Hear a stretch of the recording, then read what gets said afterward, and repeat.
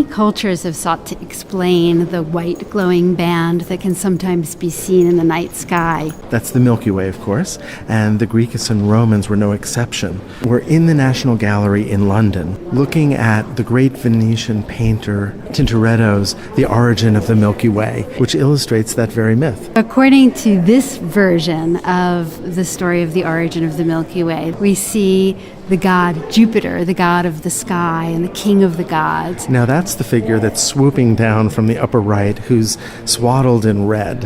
And he has a baby in his arms that he's bringing to the breast of his wife Juno. The problem is the baby is not Juno's, not his wife's. Jupiter, also known as Zeus in the Greek variant, was known to mess around. He had a liaison with a mortal woman, and the result was the offspring Heracles, or Hercules. Zeus is bringing Hercules here to nurse on Juno's breast. Jupiter knew that if he did that, Hercules would acquire immortality. So his wife is asleep.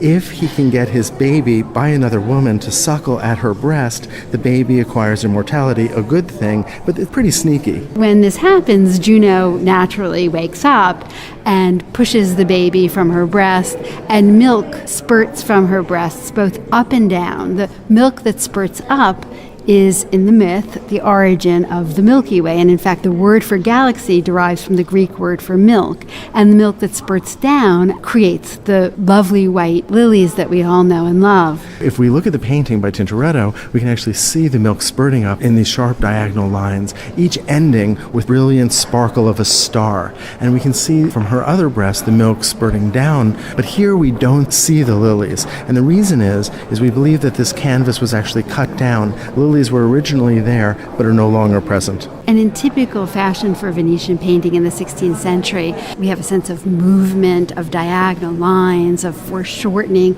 of real drama. Tintoretto does employ an almost mannerist quality to the positioning of the figures. And there are these arabesques, these kind of swoops in space. In fact, the entire episode is taking place in the sky, and although the bed seems fairly solid, you'll notice that it's actually being held up in the upper left by a cloud.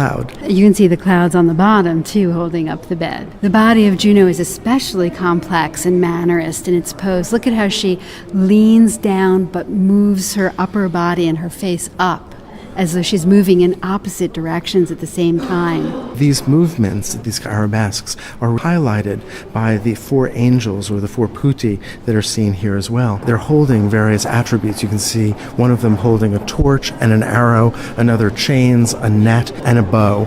Those are attributes of the way in which love captures one.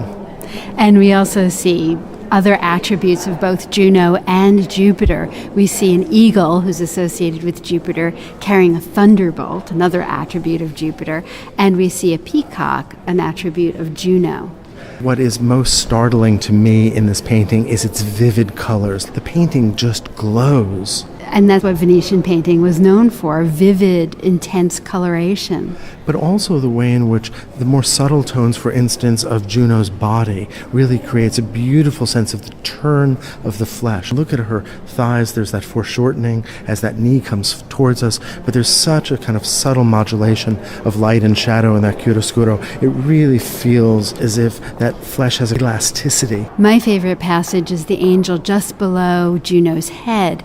Look at the blues and pinks and greens in its wings, and the way that its torso is in shadow, but its legs move up into the light. And what's fun about this is this idea of the myth of the origin of the Milky Way and the very different way we think of the Milky Way in the early 21st century. Well, I think we're still struggling to understand the immensity of the universe and really to understand its origins. But we don't explain it generally by breast milk anymore. No, that's true. Soon after this painting was painted, less than 100 years later, Galileo looked up with a telescope at the Milky Way and recognized that it wasn't just a white glowing band, that it was made up of individual stars. And now we try to grasp the immensity of what the Milky Way is actually comprised of the number of stars. Right. The Milky Way apparently contains something like between 200 and 400 billion stars and is more than 100 million light years across. This is inconceivable.